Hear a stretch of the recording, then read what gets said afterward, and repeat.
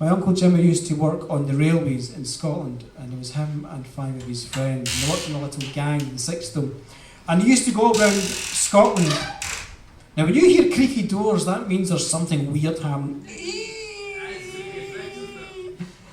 And he used to go around Scotland with his little gang, and they were like the most famous railway repairmen ever. You know, there was kind of women would throw themselves at them saying, "That's those men that repair railways. Let's go and jump them." And they were really famous all around Scotland because they were so good at their craft. And then one day in the winter of 1982, they were invited to the Highlands of Scotland to repair the railways up beyond Wick, right up in the north. And they went up in their little van, and they had all the repair stuff that railwaymen have: saws, hammers, welding equipment, boots, whatever. And they went up there, and they went up to the Highlands of Scotland. And when you go beyond the Highlands and the mountains, you actually come to the very, very northern part of Scotland. And it is actually a very scary landscape. It's completely flat. And there's moorlands in the distance. And in the middle, there's fields. And in the middle of the fields is the railway track. And there's no villages or towns for miles and miles. And these 5 men went up, and they could hear music. They went up to the Highlands of Scotland to repair the railways there. And they were working away in this railway track, and all around them was the fields, and there was no people, and it was winter, and it was cold, and the only thing that was around them in the fields was sheep. Everywhere they looked, there was sheep. And you know the way sheep just kind of eat? And sometimes they'll look at you, and then they'll eat again. And you think to yourself, there'll be a sheep there and it'll pause during eating. And you'll think, fuck's sake, that sheep it's having a moment of epiphany. It's suddenly having angst or something. And then it'll just look at you and go, and you realise it's just so stupid it couldn't eat. And it was surrounded by all these sheep. And they worked away. And the day got colder and colder. And the wind started going, ooh. At this point, the audience joins in. Ooh.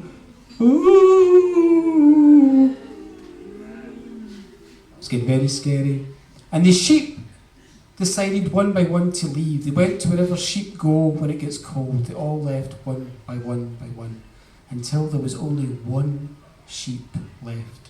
And by now the night was coming on, and there was one sheep in a field staring at them. And it wasn't even chewing anymore, it was just looking at them with a kind of malevolent sheep stare. And the men were getting really upset at this one sheep staring at them. And they decided it was very, very cold, and they would go into their van and they'd cool it down for the night and try and keep warm because it was winter. And they went to the van and they were trying to sleep. And it was so cold by now, the whole of the landscape was covered in frost. And they couldn't quite sleep. And every time they looked out the van window, that one sheep was there, staring at them. And the men were getting really, they were saying, that sheep, what's a bugger here, sheep, look at the way it's looking at us. It's got a contempt in its eyes for us. It's thinking we're stupid because it's got a big coat on and we're trying to keep warm. And they were projecting all their fears and anxieties onto this sheep. And the sheep just stood there staring.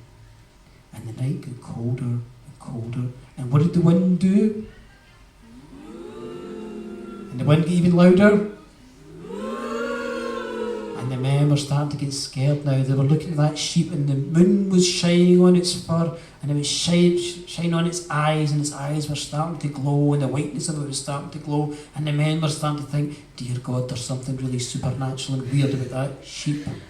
And it got so cold then that the windows in their van cracked open and the glass fell out, and now the wind was blowing into the van. Well, the men realised it was a life or death situation. And they were men from Glasgow, and they realised they had to do something. And they realised, we are men from Glasgow, we are men who repair railway tracks, and women all throw themselves at us. We will go out and we will capture the sheep, and we will take it back to our van to keep us warm. Now there's speculation about whether they were going to eat the sheep, or curry into the sheep, or shag the sheep.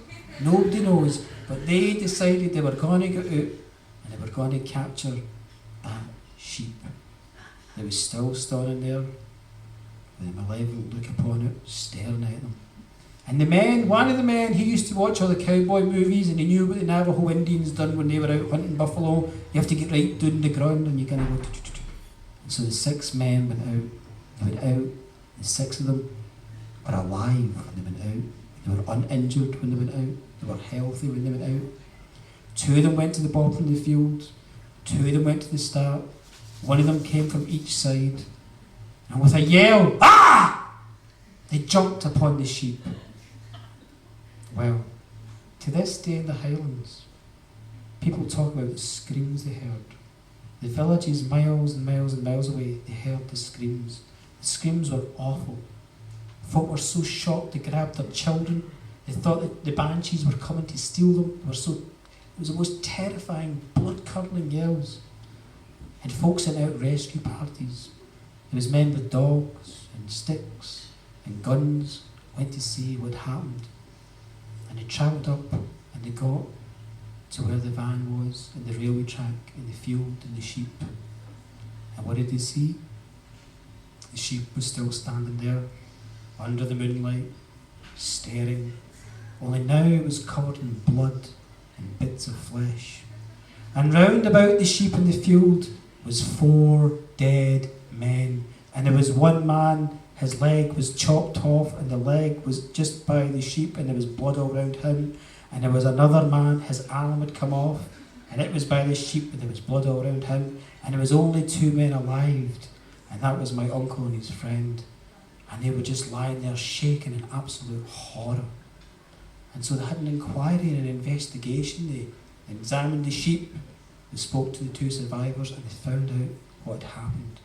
And it was a terrible thing, and I'll tell you. It wasn't a normal sheep that they'd attacked. They'd actually attacked the worst kind of sheep ever. They'd attacked a dead sheep. It was a sheep that had frozen to death. And the first scream was the men landing on the sheep, because it was solid, like concrete. And so when they jumped on it, wham! And the scream was shock, just hitting this solid form. And of course the sheep just stood there. That was the first scream. The second screams that filled the night was the sheep had frozen so cold the men stuck to it. You know the way your skin sticks to things? And they started to pull their skin off, and they were screaming in horror because the skin was sticking to the sheep. That was the second screams. The third and final screams, the worst screams of all, was the men that were tugging away at the sheep. The sheep's fur had frozen so solid it was actually as sharp as razor wire. And one fella actually trying to pull his arm off had sawed his own arm off. And another fella had sawed his leg off. Guys, this is true. And the only reason my uncle and his friends survived is because they were the last 2 to jump on. The first 4 guys got ripped and torn to bits. And then my uncle is still alive, and nowadays he goes around all the schools in Scotland and he says to children, whatever your friends say, whatever they bribe you with or try and impress you with, and this is the same for you at your age now, adults, if anybody comes up to you and says, let's go and mess around with some sheep, just say no.